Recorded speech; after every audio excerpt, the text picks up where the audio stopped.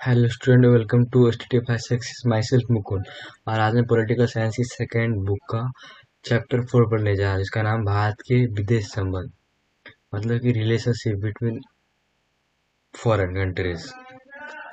तो पहले तो इस पर एक बार, भारत बहुत चुनौतीपूर्ण अंतर्राष्ट्रीय परिस्थितियों में आजाद हुआ था। उस समय लगभग संपूर्ण विश्व दो ध्रुवों में बढ़ चुका था। ऐसे में भारत के प्रथम प्रधानमंत्री श्री जवाहरलाल नेहरू ने बड़ी दूरदर्शिता के साथ भारत की विदेश नीति तय की। मतलब भारत बहुत चुनौतीपूर्ण अंतर्राष्ट्रीय परिस्थितियों में आजाद हुआ था उस टाइम पे। उस समय लगभग संपूर्ण विश्व दो ध्रुव में बढ़ चुका था, एक अमेरिकी और एक सोवियत संघ। और उस समय ऐसे भारत के जो प्रथम प्रधानमंत्री थे जवाहरलाल नेहरू, उन्होंने इस बात की विदेश नीति को तय किया था। भारत की विदेश नीति पर नेहरू जी का क्या प्रभाव रहा, उसको देखते हैं एक बार। कठिन संघर्ष से प्राप्त संप्रभुता को बचाए रखना, जो कठिन संघर्ष में जो संप्रभुता बचाया उसको बचाए रखना था। क्षेत्रीय अखंडता को बनाए रखना, क्षेत्रीय अखंडता उसको बनाए रखना था। तेज गति से आर्थिक विकास करना, मतलब स्पीड में तेज गति से आर्थिक विकास करना था। नेहरू देश को गुटनिरपेक्षता की नीति अपना घोषित करना चाहते थे। पहला है गुट निरपेक्षता, मतलब किसी भी गुट में शामिल हुए बिना अपने को स्वतंत्र रखना। दूसरा है वसुधैव कुटुंबकम, one family one earth one future. अंतर्राष्ट्रीय मामलों में स्वतंत्रतापूर्ण एवं सक्रिय भागीदारी, मतलब अंतर्राष्ट्रीय कुछ भी इंटरफेयर होता है इंटरनेशनल, उसमें स्वतंत्रतापूर्व फ्रीडम अपना भागीदारी देना। पंचील जो 5 समझौता हुआ था चीन और भारत के साथ। साम्राज्यवाद का विरोध, अंतर्राष्ट्रीय विवादों का शांतिपूर्ण, मतलब जो कुछ भी विवाद होता है उसको शांति तरीके से हल करना। निःशस्त्रीकरण, बिना किसी अस्त्र के।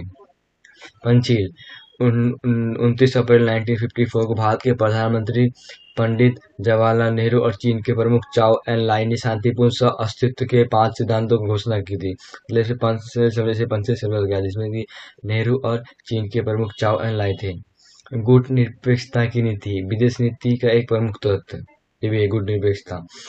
अथक प्रयासों से मिली स्वतंत्रता के पश्चात भारत के समक्ष एक बड़ी चुनौती अपनी संप्रभुता को बचाए रखने की थी। इसके अतिरिक्त भारत को तीव्र आर्थिक व सामाजिक विकास के लक्ष्य को भी प्राप्त करना था। अतः इन दोनों उद्देश्यों की प्राप्ति के लिए भारत ने गुट निरपेक्षता की नीति को अपनी विदेश नीति के प्रमुख तत्व के रूप में अंकित, मतलब कि सामाजिक रूप से भी और आर्थिक रूप से भी अपने को मतलब डेवलप करना, इसीलिए इन्होंने गुट निरपेक्षता किसी भी गुट में शामिल नहीं हुए। इस नीति के द्वारा भारत जहां शीत युद्ध के परस्पर विरोधी खेमों तथा उसके द्वारा संचालित सैन्य संगठनों जैसे नाटो, वार्सा पैक्ट आदि से अपने को दूर रख सका, वही आवश्यकता पड़ने पर दोनों ही खेमों से आर्थिक और सामरिक सहायता प्राप्त, मतलब दूर से दूर भी रहा और उसे हेल्प भी मांगी।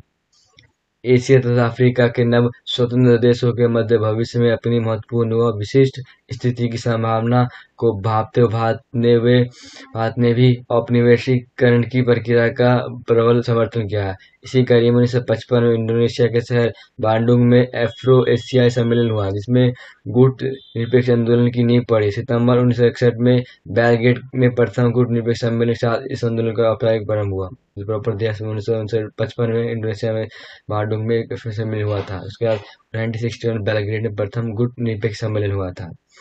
चीन के साथ शांति और संघर्ष, 1949 में चीनी क्रांति के बाद चीन की कम्युनिस्ट सरकार को मान्यता देने वाला भारत पहले देशों में से एक था। जो कम्युनिस्ट पार्टी भारत ही उसको मान्यता देने वाला देश था।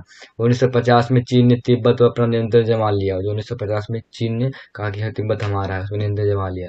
इसी से भारत और चीन के बीच मध्यवर्ती राज्य तिब्बत समाप्त हो गया है। दोनों की जो तिब्बत समाप्त हो गया। चीन और भारत के मध्य विवाद का दूसरा बड़ा कारण सीमा विवाद था। चीन जम्मू कश्मीर के लद्दाख वाले हिस्से के शायद चीन और अरुणाचल प्रदेश के हिस्सों अपना अधिकतर अधिकार जताता है। मतलब जो जम्मू कश्मीर के लद्दाख वाला और अरुणाचल प्रदेश के अक्साई चीन वाले इलाका, जो 1962 में युद्ध हुआ, जो आगे देखते हैं। चीन का आक्रमण 1962 में तिब्बत के धार्मिक नेता दलाई लामा ने भारत से शरण मांगी और 1959 में भारत ने शरण दी थी। मतलब तिब्बत में जो दलाई लामा था वहाँ का गुरु, वहाँ पे उन्होंने मांगी और शरण भारत ने 1959 में शरण दे दिया। चीन ने आरोप लगाया कि भारत सरकार अंदरूनी तौर पर चीन विरोध गतिविधियों को हवा दे रहा है। चीन ने आरोप लगाया था। इससे कुछ समय पहले भारत और चीन के बीच सीमा विवाद उठ खड़ा हुआ। चीन ने भारतीय भूक्षेत्र में पड़ने वाले दो इलाकों लद्दाख के अक्साई चीन और अरुणाचल प्रदेश के अधिकांशों पर अधिकतर अधिकार जताया। अरुणाचल प्रदेश को उस समय नेफा था उत्तर पूर्वी सीमांत कहा जाता था। चीन ने अक्टूबर 1962 में दोनों विवादित क्षेत्रों पर बड़ी तेजी से तथा व्यापक स्तर पर हमला किया। 1962 में चीन ने एक तरफा युद्ध विराम घोषित किया। चीन की सेनाएं उस मुकाम पर लौट गई जहां वो हमले से पहले थी। भारत चीन युद्ध के प्रभाव, मतलब क्या क्या प्रभाव हुआ भारत और चीन युद्ध के, उसको देख लेते हैं।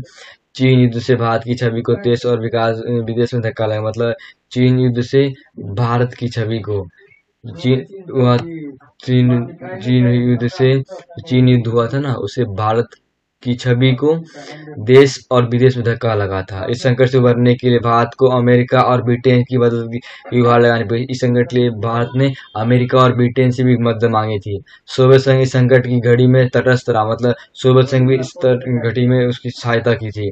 भारतीय राष्ट्रीय स्वाभिमान को चोट पहुंची, साथ ही राष्ट्रीय भावना बलवती रही, मतलब राष्ट्रीय भावना को भी चोट पड़ी। कुछ प्रमुख सैन्य कमांडरों ने या तो इस्तीफा दे दिया, अवकाश ग्रहण कर लिया। मतलब कुछ कुछ फेमस कमांडर थे जो प्रमुख थे, उन्होंने इस्तीफा दे दिया और अवकाश ग्रहण कर लिया। तत्कालीन रक्षा मंत्री वीके कृष्ण मेनन को मंत्रिमंडल छोड़ना पड़ा। जो तत्कालीन रक्षा मंत्री वीके कृष्ण मेनन को मंत्रिमंडल छोड़ना पड़ा।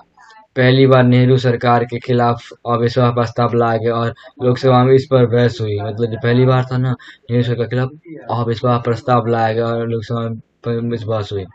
भारत चीन संबंध सहयोग के क्षेत्र, 1962 के बाद चीन संबंधों को 1976 में राजनीतिक संबंध बहाल कर शुरू किया गया।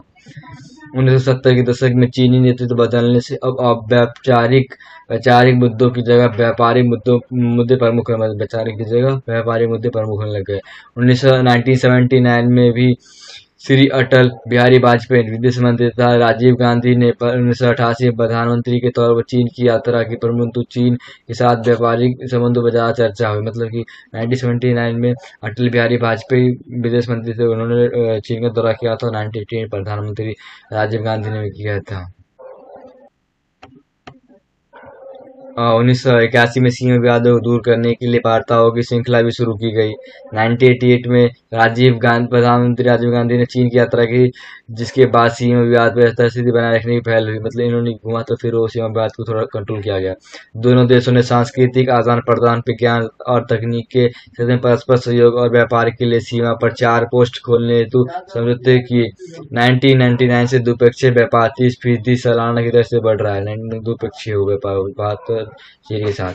पाकिस्तान के साथ युद्ध और शांति, कश्मीर मसले को लेकर पाकिस्तान के साथ बंटवारे के तुरंत बाद युद्ध छिड़ गया था। कश्मीर मामले को लेकर जो मसला था उसको लेकर पाकिस्तान कहता था कश्मीर मेरा है और भारत कहता था कश्मीर मेरी, चीज को लेकर यह मसला संयुक्त राष्ट्र के हवाले कर दिया गया। जो मसला था, जो बात थी, और संयुक्त राष्ट्र के हवाले कर दिया, उनको ट्रांसफर कर दिया गया।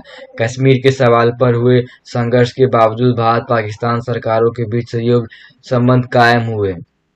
बंटवारे के समय जो महिलाएं अपहृत हुई थी, उन्हें उनके परिवार के पास पहुंचाने का दोनों देशों की सरकारों से मिलजुल कर किया गया।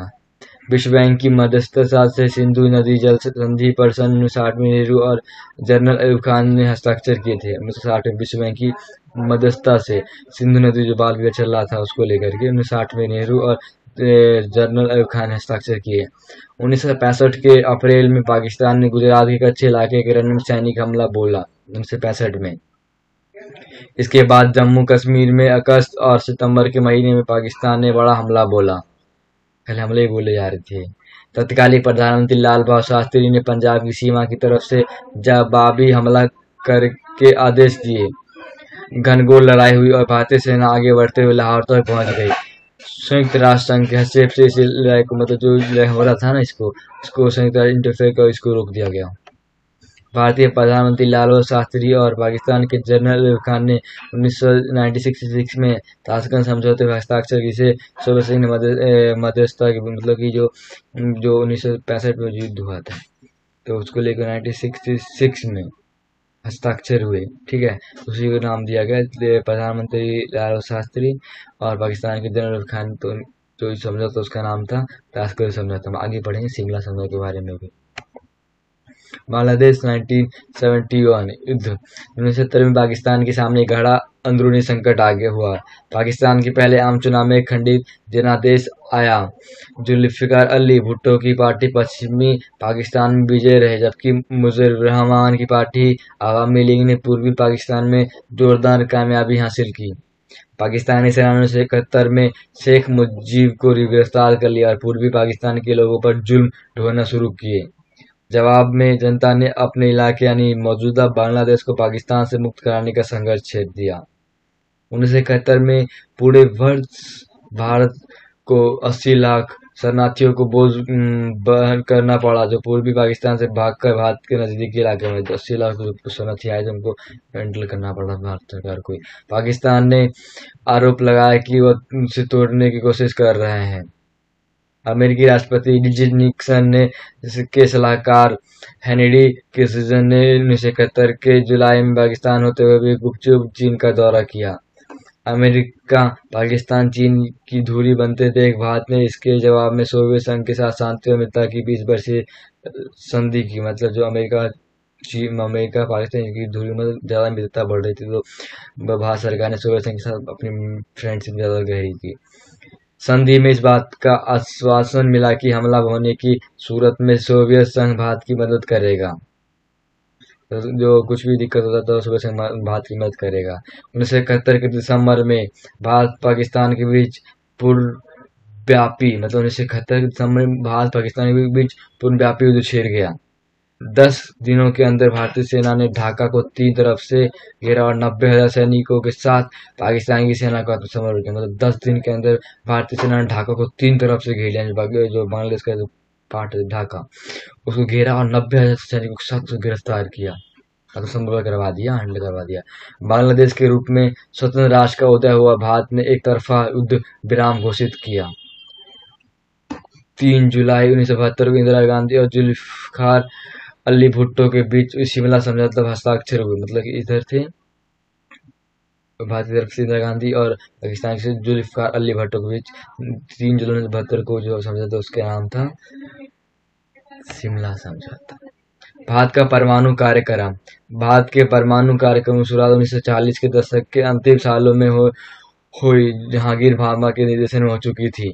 मई 1974 में पोखरण भारत ने अपना पहला परमाणु परीक्षण किया। फिर मई 1998 में पोखरण में भारत ने 5 परमाणु परीक्षण के संघ को परमाणु शक्ति सौंपा देश घोषित किया। मतलब कि जो पहला तो हुआ मई 1974 में, जो पहला हुआ था मई 1974 में पोखरण में भारत ने पहला परमाणु परीक्षण किया, मई 1974 में।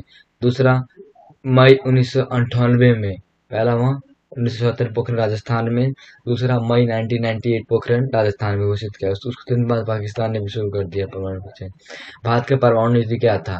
भारत की परमाणु नीति सदैव भी शांति उन्मुख रही है, जिसका स्पष्ट प्रभाव प्रथम प्रयोग नहीं, नो फर्स्ट यूज की नीति में स्पष्ट होता है। परंतु समकालीन क्षेत्रीय सुरक्षा संबंधी चुनौतियों के कारण प्रधानमंत्री नरेंद्र मोदी के नेतृत्व वाली सरकार ने स्पष्ट कर दिया कि भारत की क्षेत्रीय और राष्ट्रीय सुरक्षा के अनुरूप प्रथम प्रयोग नहीं, नीति की समीक्षा की जा सकती तथा इसमें परिवर्तन भी किया जा सकता है। इसके साथ ही भारत परमाणु आपूर्तिकर्ता समूह में स्वयं की सदस्यता प्राप्त करने के लिए प्रतिबद्ध है तथा व्यापक परमाणु प्रतिबंध संधि CTBT व परमाणु प्रसार संधि NPT जैसे भेदभाव पूर्ण तथा अन्यायपूर्ण नाभिकीय संधियों का भी विरोध करेगा। मतलब कि भारत का ये नियम था कि वो फर्स्ट यूज नहीं, नो फर्स्ट यूज, प्रथम प्रयोग नहीं। जब तक सामने से कोई अटैक नहीं करेगा तब तक भारत अपना परमाणु मतलब प्रथम प्रयोग अटैक किसी अदर कंट्री पे यूज नहीं करेगा। इसीलिए कहा गया भारत की परमाणु नीति में नो फर्स्ट यूज, प्रथम प्रयोग नहीं। और भारत की परमाणु नीति क्या है? सुरक्षा और आवश्यकता के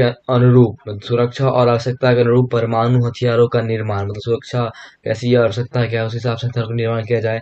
परमाणु हथियार को प्रथम प्रयोग बताया गया है, परमाणु हथियार उसके प्रथम प्रयोग जब तक कोई देश अटैक नहीं करता उससे पहले हमें अटैक नहीं करना है, सेकंड में अटैक करना है, प्रथम प्रयोग नहीं करना है। राष्ट्रीय सुरक्षा के अनुरूप प्रथम प्रयोग नई नीति जो बताया मैंने आपके परमाणु आपूर्तिकर्ता समूह में सदस्यता प्राप्त करने के लिए प्रतिबद्ध। NPT और CTBT जैसे भेदभावपूर्ण संधियों का विरोध किया सरकार ने। शांतिपूर्ण कार्यों के लिए प्रयोग, मतलब जो परमाणु हथियार है उसको शांतिपूर्ण कार्यों के लिए यूज होगा। तो एक बार ये प्रॉपर मैंने आपको बता दिया है। ऊपर से नीचे तक का देख सकते हैं। थोड़ा कुछ हमसे कोई क्वेश्चन वगैरह भी देख लेते हैं एक बार। जैसे भारतीय संविधान कौन सा अनुच्छेद अंतर्राष्ट्रीय शांति और सुरक्षा को बढ़ावा देने के लिए राज्य के कुछ नीति निर्देश तत्वों को निर्धारित करता है? इसका आंसर है बी, अनुच्छेद 51। दूसरा है भारत के परमाणु कार्यक्रम अटैच के निर्देशन में हुई, किसके निर्देशन में हुई? इसका आंसर है होमी जहांगीर भाभा। तीसरा क्वेश्चन है ताशकंद समझौता निम्नलिखित में किन दो देशों के मध्य हुआ? ताशकंद समझौता पाकिस्तान और भारत के बीच। किस राज्य को नेफा कहा जाता है? अरुणाचल प्रदेश को कहा जाता है। रिक्त स्थान भरिए। गुट निरपेक्षता क्या अर्थ है? गुट मतलब किसी शक्ति गुट से न जुड़। अब प्रॉपर यहाँ से देख सकते हैं, इसका आंसर भी नीचे लिखा हुआ है। पहले का बी, दूसरे का डी, तीसरे का ए, चौथे का बी, पांचवे का डी। प्रॉपर अभी आपको दिख जाएगा। फिर आपको इसकी पीडीएफ चाहिए तो यूट्यूब डिस्क्रिप्शन लिंक में आपको इसकी वीडियो मिल जाएगी। किसी भी चीज़ को लेकर अगर आपको डाउट होता है, किसी भी चीज़ को लेकर के, किसी क्वेश्चन समझ में आए, किसी चीज़ को लेकर, आपको लिंक दिया गया है, इस पर कॉन्टैक्ट कर सकते हैं। कुछ भी डाउट होता है, कैसा वीडियो रहा, रिव्यू रहा, आप जरूर बताइएगा। Thank you so much.